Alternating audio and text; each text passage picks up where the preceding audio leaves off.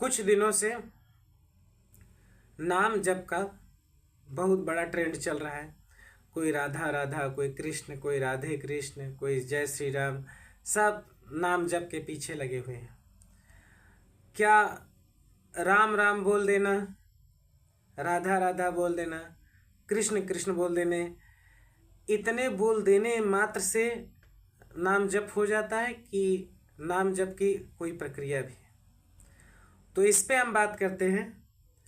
वास्तविकता यह है कि नाम जप के लिए भी कुछ क्राइटेरिया है। सबसे पहले आप किसी भी काम में रत हैं। आप इमेजिन किए होंगे जब आप कोई चीज़ पूरे मन से करते हैं तो उसको छोड़कर बाकी चीज़ें आप भूल जाते हैं। नाम जप में भी ऐसा होना चाहिए। सपोज आप कोई कार्य कर रहे हैं, जैसे उससे फ्री हो, एकदम रिदम में कि आपके दिमाग में उसके अलावा और कोई विचार ना हो, जो भी नाम जप आप करना चाहते हो, राधे कृष्ण राधे राधे, कृष्णा कृष्णा, हरे राम हरे कृष्ण, जय श्री राम, सीताराम सीताराम, या कुछ आप भगवान का नाम लेके भजन में भी कर सकते हो। बस आपका माइंड पूरी तरह से इन्वॉल्व होना चाहिए। ये भी एक प्रकार की योग की प्रक्रिया होती है। अगर आपका माइंड किसी एक चीज पे रुकता है तब आप दुर्विचारों से दूर होते हो, और जब आप दुर्विचारों से दूर होते हो तो ऑब्वियसली आप परम ब्रह्म के करीब जाते हैं। तब उसका बेनिफिट मिलता है। आपको दुष्विचार नहीं आएंगे, आपकी पवित्रता बनी रहेगी, तो आप अच्छे काम करेंगे। आप जो काम करेंगे अच्छा होता जाएगा। जैसे मेरा पर्सनल ओपिनियन अगर पूछा जाए तो मैं कोई भी चीज़ करता हूँ उसमें हमेशा लीन रहता हूँ। जैसे मेरा क्या है, मैं हमेशा कहता रहा हूँ सीताराम सीताराम, सीताराम कहिए, जहीं विधि राखे राम, तहीं विधि रहिए। इसमें क्या होता है, पूरा इन्वॉल्व, मतलब जैसे ही किसी काम सेट है पूरा इन्वॉल्व। आप भी जानते होंगे, आप जीवन में रियलाइज किए होंगे, कितनी भी कम ज़्यादा उम्र हो आपकी, कि जब हम किसी चीज़ से दूसरी चीज़ में जाते हैं या दिमाग खाली होता है तब ज़्यादातर बुरे थॉट आते हैं, हम निगेटिव होते हैं, पॉजिटिविटी घटती है। तो नाम जप का सबसे बड़ा बेनिफिट यही है, लेकिन उसके सही तरीके से करिए। 2-3 लोग मेरे पास आए, सर जी 2-3 दिन से हम कर रहे हैं, कोई फर्क नहीं पड़ रहा है, क्योंकि गलत तरीके से कर रहे हैं। तरीका सही होना चाहिए। क्राइटेरिया है क्या नाम जप, केवल ऐसे चिल्लाने से कुछ नहीं होगा।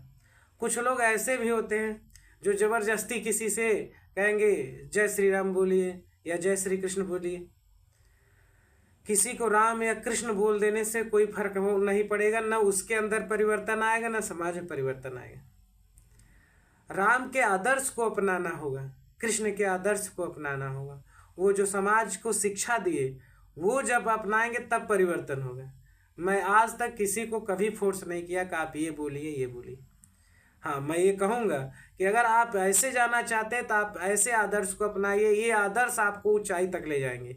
और कई लोग अपना के ऑब्वियसली देख भी चुके हैं, और आप भी अपना के देखिए, अगर आपको उससे फायदा होता है तो उन चीज़ों को अपनाइए। और भक्ति जो है, इससे हर प्रकार की उन्नति संभव है, आध्यात्मिक भौतिक दोनों।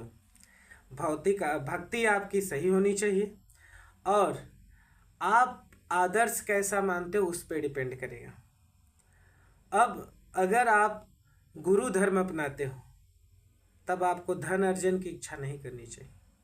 हाँ, जो दान में मिल जाए, भोजन मिल जाए, वो ठीक है, इच्छा नहीं रखनी चाहिए। तब आपको सत्य से, वास्तविकता से परिचित कराना पड़ेगा सबको, क्योंकि गुरु बनने का मतलब ये होता है कि आपको सुनकर, आपकी चीज़ें सुन के आदमी उसे सत्य मान लेगा। इसके बाद वही चीज़ें वो आगे डिलीवर करेगा। एक टीचर या कह सकते हो गुरु की जिम्मेदारी बहुत बड़ी होती है। अगर आज मैं एक शब्द गलत बोलता हूँ तो हो सकता है 2 लोग सुने, वो 2 और लोगों से बताए, वो 4 लोगों से बताए। धीरे धीरे एक छोटी सी गलती बहुत बड़ी गलती का रूप ले लेती है। हमारे समाज में कई कुप्रथाएं या कह सकते हो रूढ़िवादिता ऐसे ही उत्पन्न हुई है। मैं रूढ़िवादिता और कुप्रथाओं के सख्त विरुद्ध हूँ, मैं इनका बहुत विरोध करता हूँ। वास्तविकता को अपनाइए जो वास्तव में सत्य हो, और वास्तविकता ही धर्म है। इसलिए कहा जाता है सनातन धर्म ही सत्य है। जो सत्य के नियम है वही धर्म है। और धर्म, मैं हमेशा कहता हूँ, दुनिया में दो ही चीज़ है, एक धर्म एक अधर्म।